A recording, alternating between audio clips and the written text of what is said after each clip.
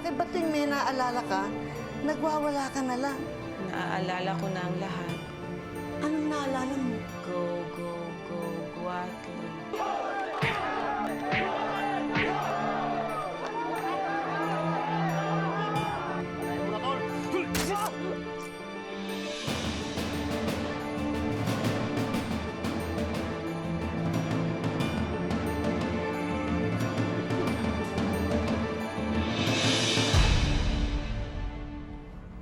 Hi, Iha. Welcome.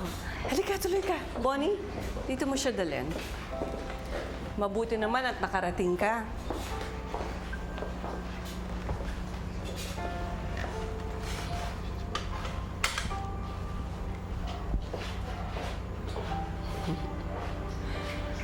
Well, you look good. Mukhang nag-improve ka sa mga therapy sessions mo, ha? Oo nga po, ma'am eh. Salamat po sa inyo. Dahil po sa inyo, naigagalaw ko na po yung katawan ko kahit papano. Oh, that's good. Alam mo, yung foundation namin, talagang para makatulong sa tulad ninyo. Well, anyway, I'm sure nagtataka ka kung bakit kita pinatawag. Opo, ma'am. Wala po kasi akong idea kung bakit. Alam mo, Gina, you seem to be a very, very bright girl. At alam ko na itong sasabihin ko sa'yo, maintindihan mo. Alam mo, bilang ina ni Jonathan, isa lang ang hangad ko sa kanya, ang mapabuti siya. So, saying that, kung talagang mahal mo ang anak ko, sana layuan mo siya. Ma'am, hindi ko po kayo maintindihan.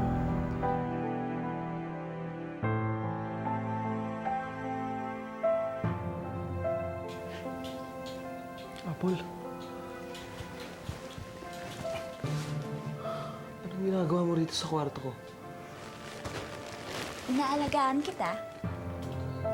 Si Gina. Siya yung kasama ko ah. Gina's not here. Iniwan ka na niya. Kaya ako nandito. Well, you see, alam mo namang may sakit ang anak mo si Jonathan. At ikaw naman, you're undergoing therapy na binabayaran ng foundation namin. I'm sorry. I didn't mean it that way, Iha. I'm sorry.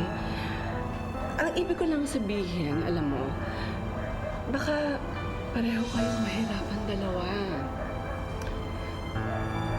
In fact, kaya nga nag-collapse si Jonathan dahil sa'yo.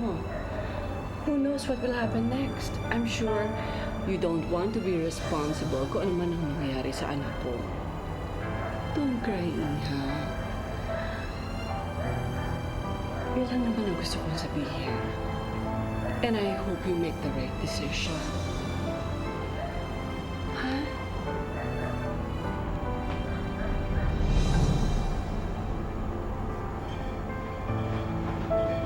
Sige po.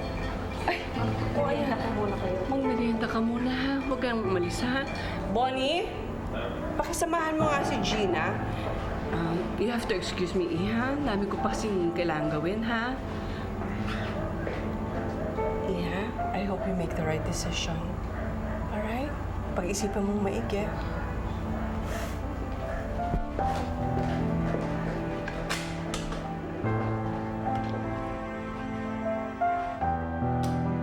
Hindi ako naniniwala.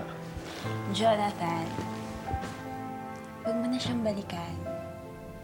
Dahil kinalimutan ka na niya.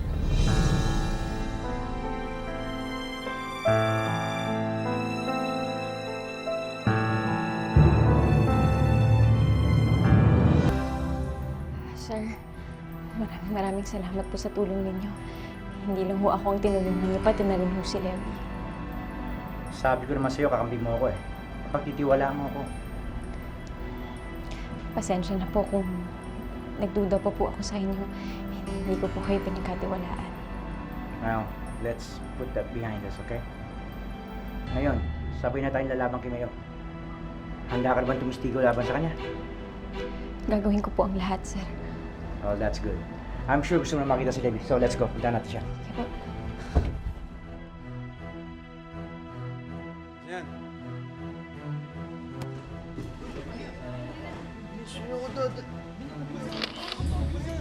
bosas!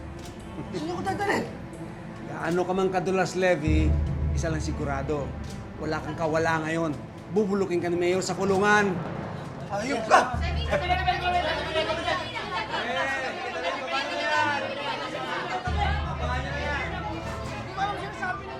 Nahuli na po ang most wanted criminal ng San Felipe. Pasensya na, kailangan na namin dalhin ng suspect sa presinto.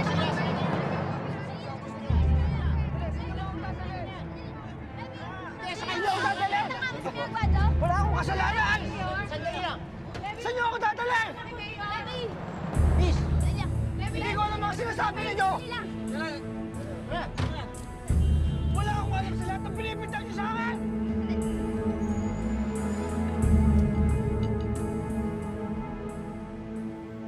Mayor! Ayos na. Oh.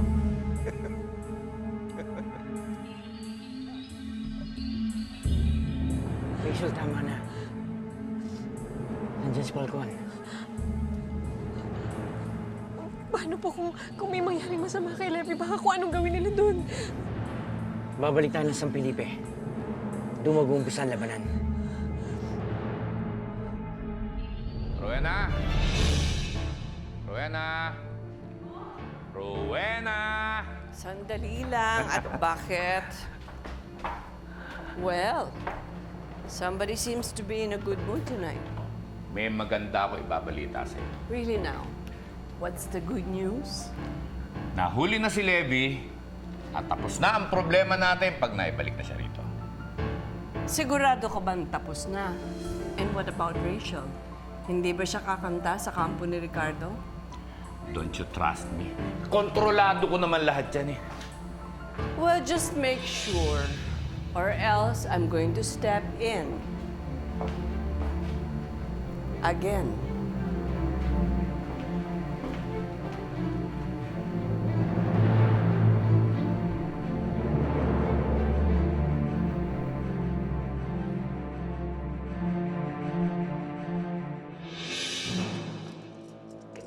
Saan niyo pa ako dadalhin? Wala akong kasalanan. Pakawalan niyo ako! Ano ba? Ito ka namin kung nakatraso. Eto na bata nyo.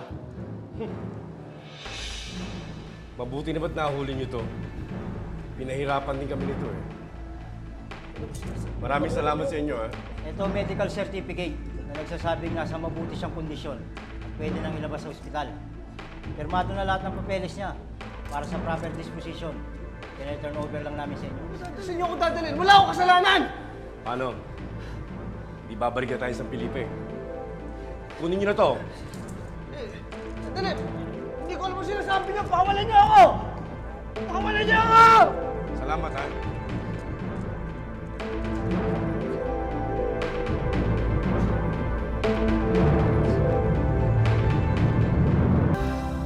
Paano na po si Levi?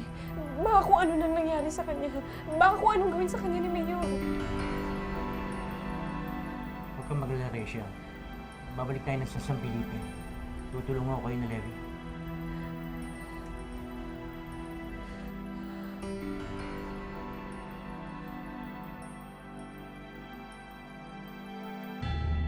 As you can see, after a tiring manhunt operation, nahuli na rin natin ang kriminal na ito. Tanong lang ho, Mayor, bakit niyo naman ho kayo pinagtakapatayin? Hindi ko nga malaman kung anong motibo niya eh. Ang mas mabuti pa siguro, siya na lang ang tanungin niyo. Pero sa pagkakaalam ko, wala naman akong maalalang nagawang masama laban sa taong ito. Nung nangailangan nga siya at lumapit sa akin, hindi nga ako nagdalawang isip para tumulong at magbigay. Totoo nga yata yung kasabihan na kapag masyado kang mabait sa kapwa mo, minsan umaabuso. In my case, pagtangka ang patayin. Mayor, hindi kaya pakawalan niyo kalaban sa politika ang tao ito? Pinaiimbestigahan ko pa yung anggulo na yan. Mayor, nandito na siya. Ito na siya! Mayor, wala akong kasalanan. Ba't mo ako ginaganito? Ha? Sabihin mo totoo! Wala akong kasalanan! Wala niyo ako! Ayop ka sinungaling ka! Ka!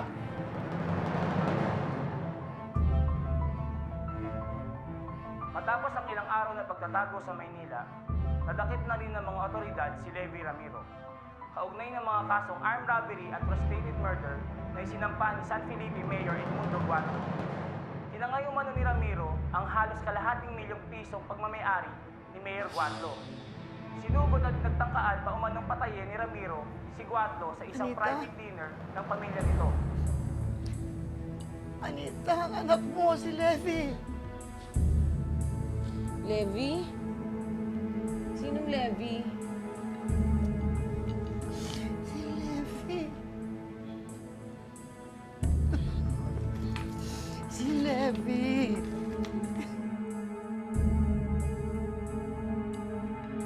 Hayop kami! Sabihin mo ito totoo! Walang iya ka! Wala akong kasalanan! Pakawala niyo ako!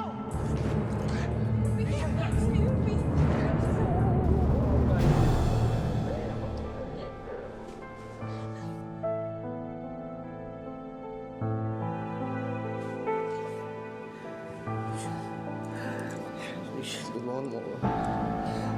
Ayaw ko dito. Ayaw ko makakulong. Inosente ako sa lahat ng pinagbibintang nila. Alam mo naman yun, di ba? Oo, alam ko yun. Huwag ka mag-alala. Tutulungan kita makalabas dito. Pangako eh. Please, huwag mo akong iiwan. Mahal na mahal kita. Dito ko na lang. Mahal na mahal din kita, Levi.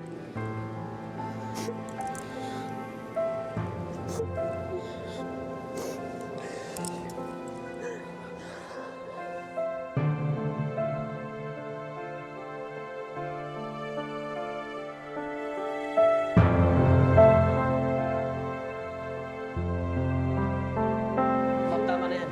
Alis na kami. Teka lang, sandali lang. Gusto ko siya makausap, sandali lang. Presento lang kayo sa munod na. Rachel, tulungan mo ako! Levi!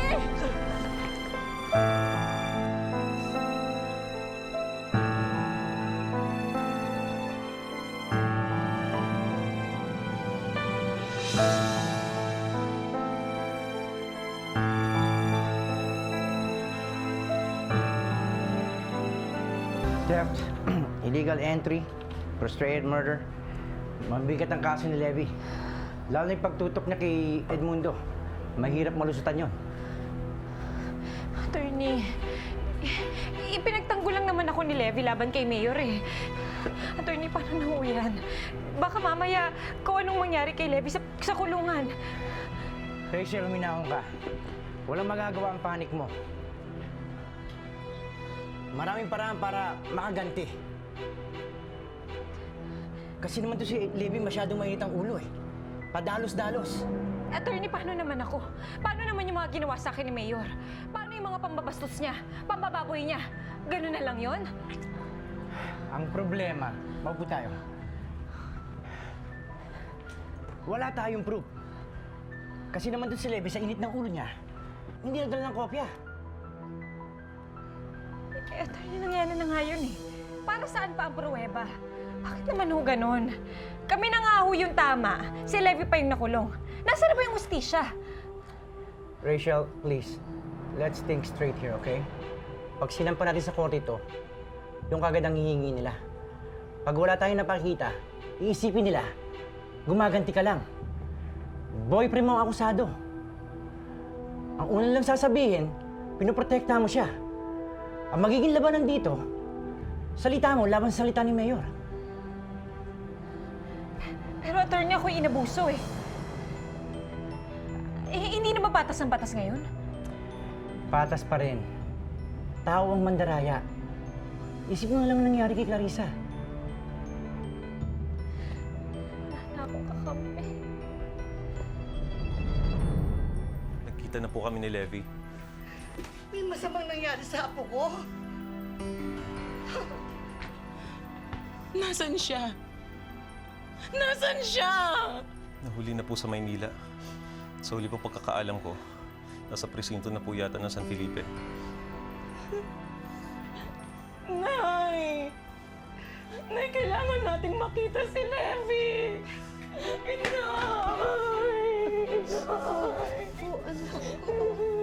Samahan mo kami. Hindi po ako pwede. Trabador po ako ni Mayor.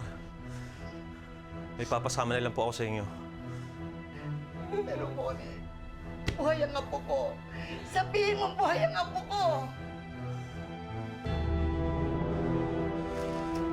Not bad, Edmundo, ha? Nasa page 3 ka. Maganda ka nga pala at baka may dumating ditong news crew. Hindi katulad niyang basado mong kapatid. Hanggang local newspaper lang siya. Nagsasawa na nga yung dyaryo dito sa bayan natin, saka nga ngawa niya si Ricardo eh.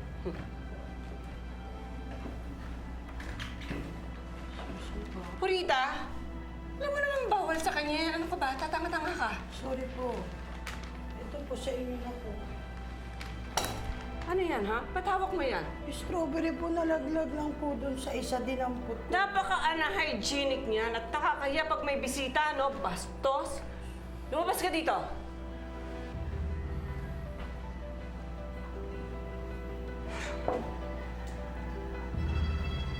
Dad, hindi mo na ho ba patatawarin si Levi? Mabuti naman siyang tao ah. Anak, walang mabuting taong pumapatay. You were there. Dad, He tried to kill me, son. Kung natuloy yun, patatawarin mo ba siya? baka naman ho, meron siyang mabigat na dahilan. Jonathan. O sige. Bigyan mo ako ng magandang rason kung bakit ka papatay na isang tao.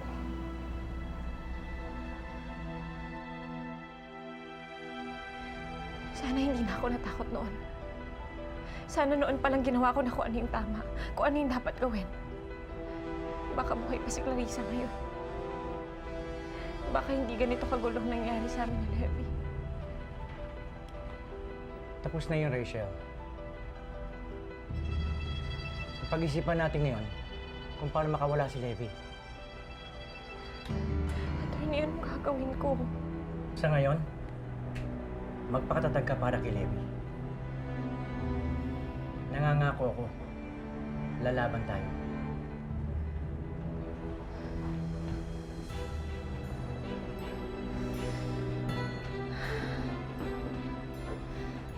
Bakit ayaw kami patahimikin ang mundo?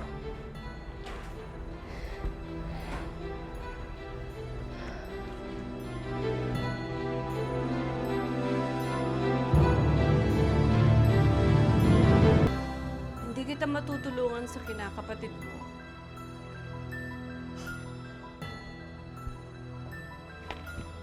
Ma'am, kilala ko po si Levi. Oo, mainitin yung ulo ng tao. Pero hindi yung basta-basta gagawa ng isang bagay dahil gusto niya lang. Alam ko po may dahilan si Levi. Siya kilala niya naman yung asawa niya, di ba? Pinapangaralan mo ba ako, ha? Nasa tama man siya. Ang punto ko rito, gusto niyang patayin ang asawa ko. At ayoko nakakarinig kung ano ang dahilan. Alam mo yan.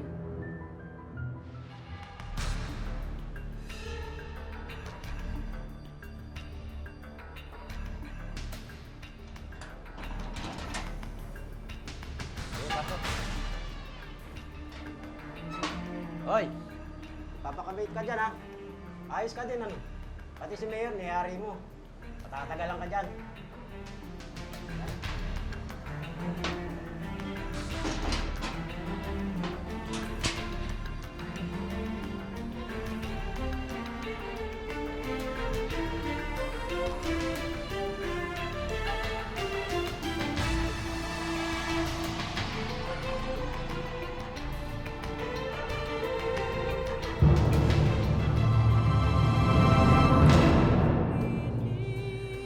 sarap pala ng buhay doon sa Bartolina eh. Isa lang ako, solo. Sarap na natulog ko paggabi. Walang buraot na katulad mo. Huwag mo sinayin na maimbing na pagtulog dito, ah. Ang dami ng binabangungot dito. Huwag mo akong takutin. Baka mauna ka. Winawarningan kita. At sumusunod naman ako. ang asawa niyo hindi. Kapag tinuloy niyo ng boyfriend niyo ang ginagawa niyo, maaaring maraming aksidenteng mangyari sa mundong to. At kapag sumigaw ako, Yan na ang huling sigaw mo!